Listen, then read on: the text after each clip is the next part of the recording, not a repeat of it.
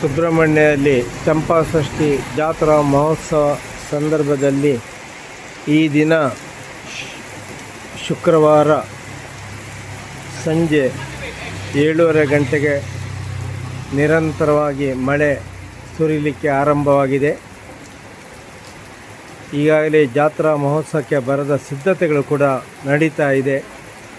ಇದೇ ಸಂದರ್ಭದಲ್ಲಿ ಮಳೆಯ ಸಿಂಚನ ಆಗಿರುವುದು ಬಹುಶಃ ಶುಭ ಸೂಚನೆಯೊಂದಿಗೆ ಇದ್ದ ಮಾರ್ಗದ ಬದಿ ಮಾರ್ಗ ಹಾಗೂ ಇನ್ನಿತರ ಎಲ್ಲ ಕಡೆಗಳಲ್ಲಿ ಮಣ್ಣು ಹಾಗೂ ಧೂಳು ಸ್ವಚ್ಛಗೊಳಿಸಿದಾಗೂ ಆಗುತ್ತದೆ. ಆದರೆ ಕುಮಾರಧಾರೆಯಿಂದ ಕುಕ್ಕೆ ದೇವಳದವರೆಗೆ ಬೀದಿ ಉರುಳು ಸೇವೆ ಮಾಡುವವರಿಗೆ ಇದು ಸ್ವಲ್ಪ ಕಷ್ಟಕರವಾಗಿ ಇದೆ. ಯಾಕೆಂದರೆ ಮಳೆಯಲ್ಲಿ ಅವರು ಉರುಳು ಸೇವೆಯನ್ನು ಕೂಡ ಮಾಡುವಂಥ ಸಂದರ್ಭ ಬಂದಿದೆ.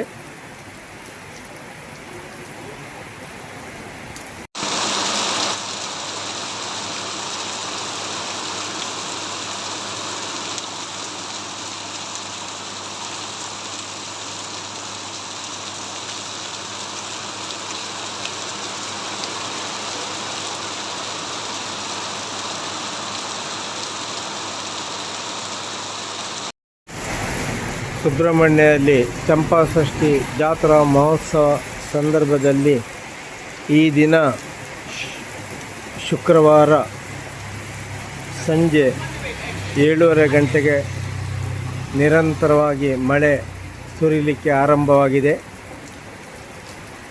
ಈಗಾಗಲೇ ಜಾತ್ರಾ ಮಹೋತ್ಸವಕ್ಕೆ ಬರದ ಸಿದ್ಧತೆಗಳು ಕೂಡ ನಡೀತಾ ಇದೆ.